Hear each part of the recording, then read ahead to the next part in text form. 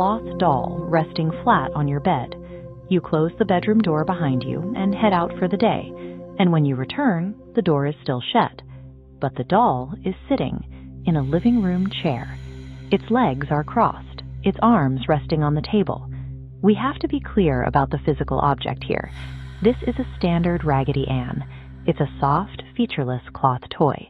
There are no internal joints, no mechanical parts, and no physical way for it to cross its own legs. Our story begins in 1970 in Connecticut.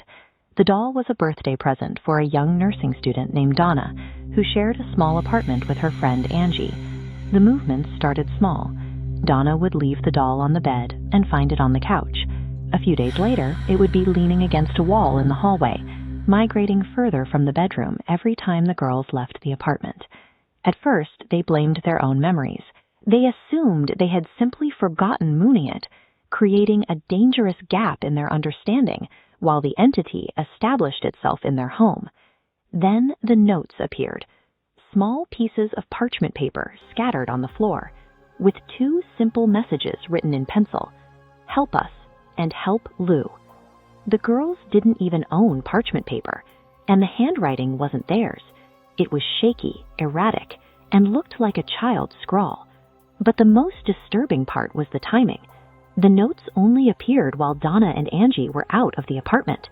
An active, unseen presence was moving through their home, writing messages in real time. The entity was no longer just a passive observer. By leaving messages they would find, it forced the girls into an active, terrifying conversation. Their friend Lou spent a lot of time at the apartment, and he hated the doll. He warned the girls that something about it felt deeply, inherently wrong. One night, after falling asleep on their couch, Lou woke up at 3 a.m. He was in a state of sleep paralysis, a condition where the brain wakes up, but the body's muscles remain entirely frozen. From the shadows, he felt an intense presence watching him. Standing upright at the foot of the couch was the Raggedy Ann doll. It didn't walk, it slid, dragging itself slowly across the floor until it climbed directly onto his chest. Lou blacked out.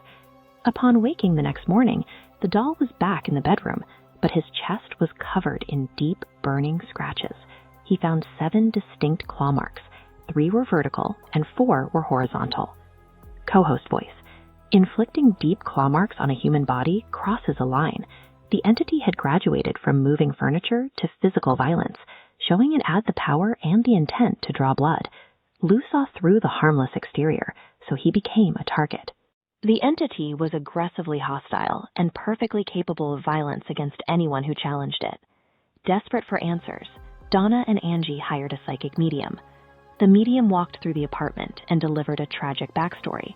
The spirit attached to the doll was a lonely, deceased little girl named Annabelle Higgins. Feeling deep sympathy for a lost child, Donna made a fatal error. She explicitly spoke to the spirit and granted it permission to stay inside the doll. When the violence escalated, they called the ultimate authorities, investigators Ed and Lorraine Warren.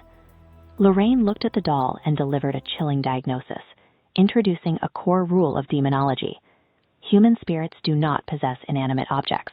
Demons do. Annabelle did not exist. The entity fabricated a helpless child's persona to manipulate their empathy.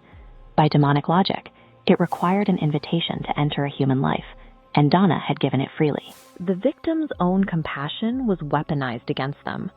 The haunting was actually the first stage of an attempted demonic possession, with the entity using the doll to get close enough to claim a human soul.